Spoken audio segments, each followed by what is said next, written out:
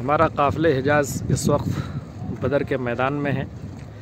ये सफ़ेद मस्जिद जो नज़र आ रही है मस्जिद अरीश है, जहाँ जंग बदर के मौके पर सरवर कायनात सल्लल्लाहु अलैहि वसल्लम ने अपना खेमा लगाया था।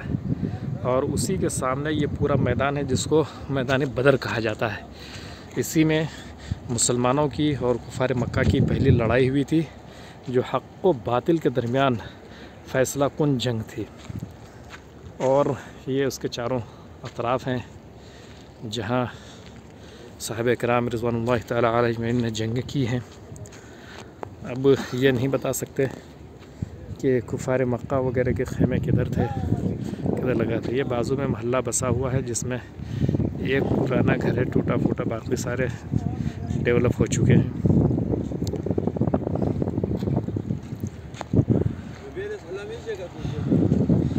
मैदान बद्र चारों तरफ पहाड़ों से घिरा हुआ है।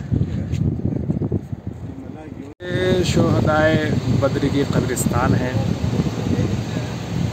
और सामने जो रेत का टीला नज़र आ रहा है, इसी पहाड़ी के बताया जाता है कि यहाँ पर 5000 फरिश्तों का नुज़ूल हुआ था। इसमें 13 सहाबे किराम रिज़वानुल्लाहि तआला अलैहिम की क़ब्रें हैं, लेकिन ये मुतय्यन नहीं है कि कौन सी क़ब्र किस सहाबी की है।